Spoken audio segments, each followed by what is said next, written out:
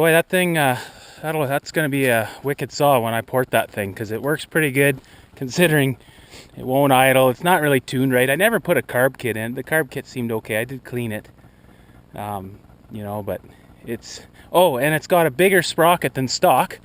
Plus, it's pulling a longer bar than I think they call for it. I don't think they say you can run that much, like up to 28. I think it was like up to 24 max. So yeah, it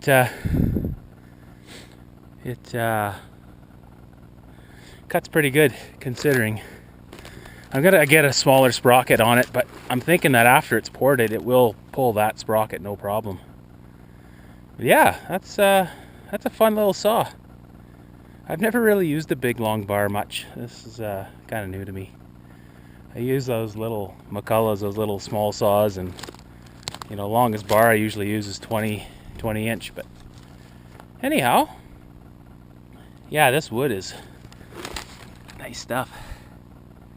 When I go to split it, it's all twisted in there. You can see that crack. Oh, it's got a little hook on it.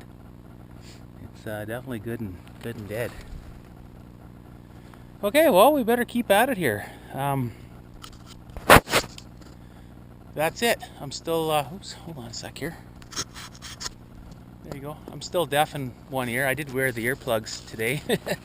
Maybe that's why I'm deaf in the other ear from yesterday, but it just happened today.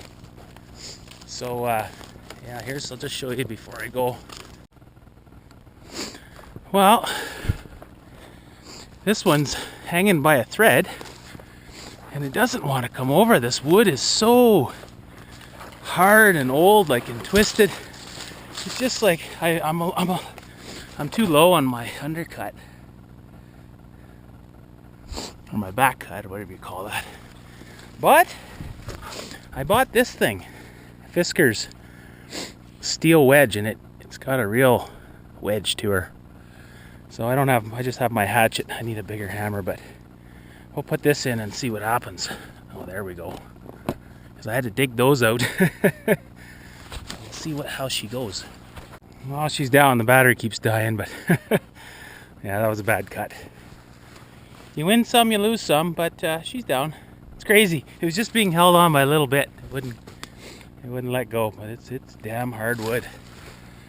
Like really slow growing. Okay, well, let's get her delimbed and bucked up. It's getting late. Beauty day. Critters are going to be coming out there now.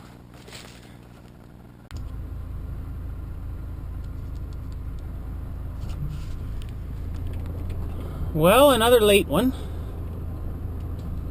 But we got a good full load. Prime wood. The oiler on my Pioneer isn't working that great. And if you noticed earlier on the video, I was forgetting to oil anyways. Yeah, I've never really used much manual oilers for saws, so. But I'm still deaf in my one ear there. I don't know what the heck's going on there. It's not, it's never happened to me before. I tried taking my earplugs out thinking that maybe the old Pioneer would clear it out, but it didn't.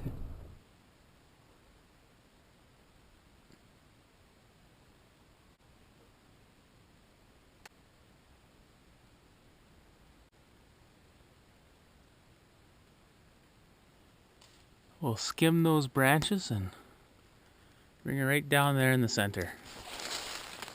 That's the plan. Boy, there's a lot of dead wood out here. It's crazy.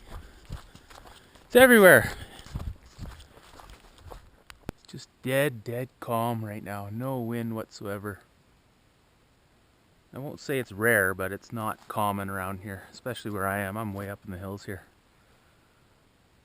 I just seen a spot back there where there was a lightning strike years ago. Somewhere back in there. So yeah, we're pretty high up. It's just so peaceful when it's this calm and quiet. But it's not going to be peaceful for very long once we get the old Pioneer out. Oh, she fell over. They both fell over. So today we're going to mess with this thing. We still recording here? This thing has I couldn't get it to idle because it doesn't have an idle screw, or I didn't think so. There's my little makeshift air filter. It's going to get changed here soon. Anyways, it's got this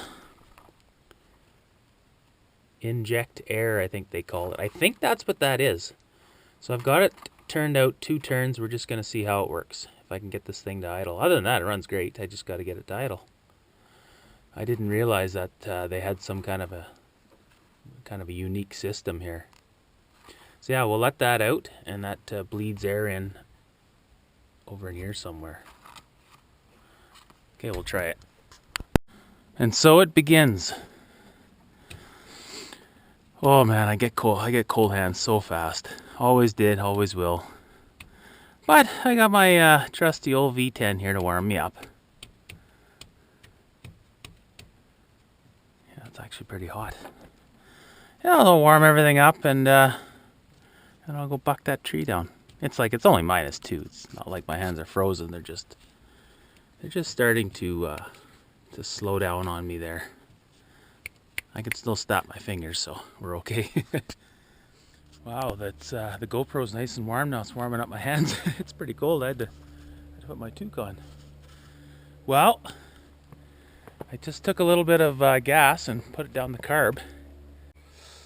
Ooh, she's chilly. Okay, so put a little bit of fuel down here. I've got this thing at 2 turns out. It's on.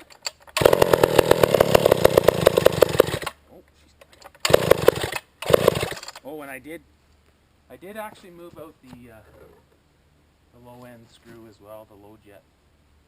It's pretty cold though. It's been in the back of the truck too, so it's. Oops. Oh yeah. Now it won't go. Now that we got the camera on, maybe it's flooded. Yeah.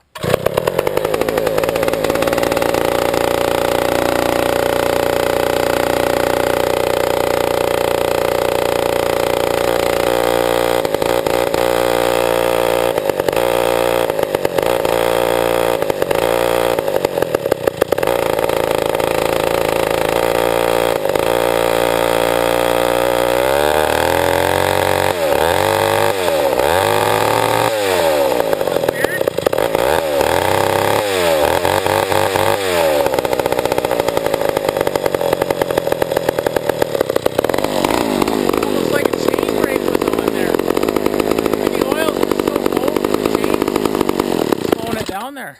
I don't know. That's weird. We gotta turn that.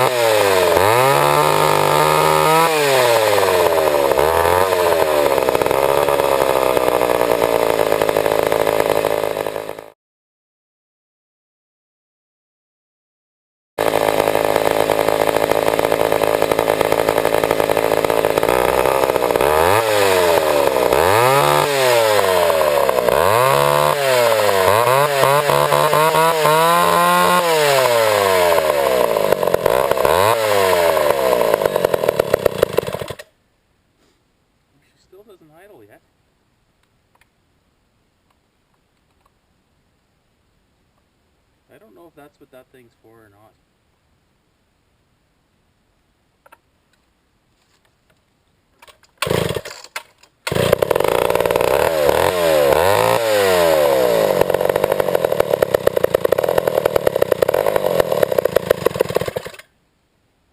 It's like right out now. And we'll go all the way back in. We'll go aft. We'll go one full turn out, just see what happens there.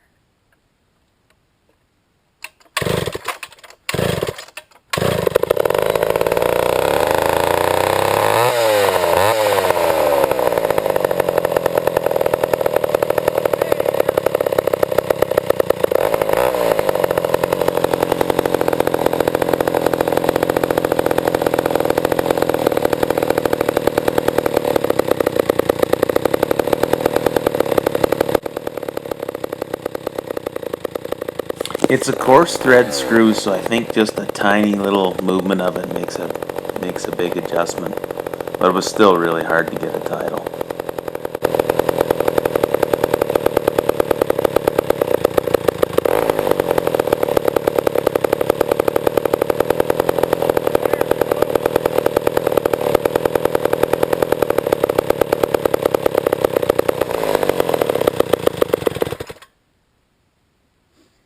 Probably the reason why they went away from it, you know. I think I'd rather just have an idle screw there, but anyway, I'll play with it. She will cut today, I do know that.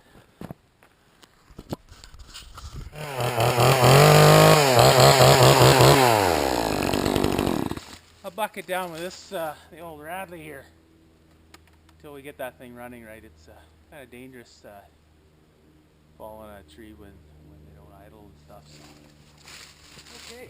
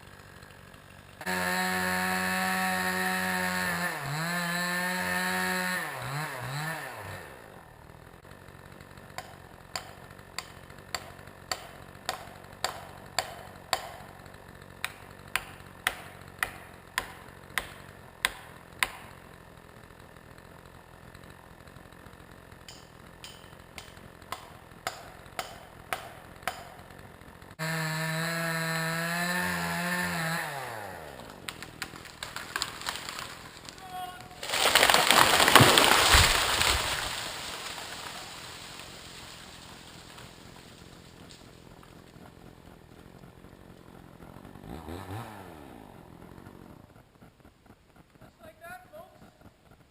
That'll be a nice tree for the old Pioneer to practice on. Trail closed temporarily.